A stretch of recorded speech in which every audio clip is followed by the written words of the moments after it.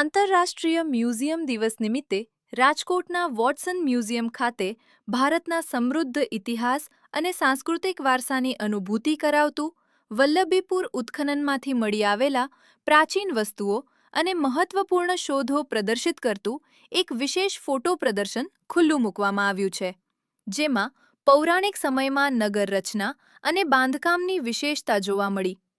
મુલાકાતીઓને આ પ્રદર્શન અંગે માહિતી આપવા માટે ખાસ સંશોધક ટીમ પણ ઉપલબ્ધ કરવામાં આવી હતી.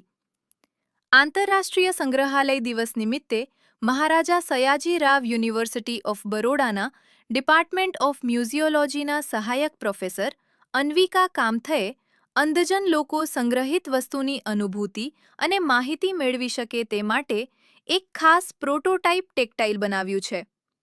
સંગ્રહાલય ખાતે રહેલી સૂર્ય ભગવાનની પૌરાણિક મૂર્તિનું વિનાઇલ પ્રિન્ટ અને પ્લાસ્ટિક ફોર્મ બોર્ડમાંથી તૈયાર કરેલું 3D પ્રોટોટાઇપ ટેક્ટાઇલ પ્રદર્શન અર્થે રાખવામાં આવ્યું છે.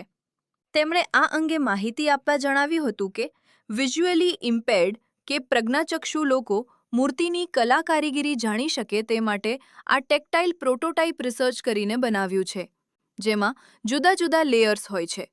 પ્રજ્ઞાચક્ષુ તેમને ટચ કરીને તેની ભવ્યતા અનુભવી શકે છે. આ તકે સંગ્રહાલયની મુલાકાતે આવેલા પ્રેરણાબાએ જણાવ્યું હતું કે અહીં સંગ્રહિત ભવ્ય વારસાને નજીકથી જોવા અને જાણવાની મજા આવે છે. હું અને 10મા ધોરણમાં અભ્યાસ કરતો મારો પુત્ર પ્રદર્શન નિહાળવા આવ્યા છીએ. ખાસ કરીને દરેક વિદ્યાર્થીઓએ મ્યુઝિયમની મુલાકાત લેવી જોઈએ, જેથી તેઓ આપણા ભવ્ય ઇતિહાસ અને સંસ્કૃતિને સમજી શકે.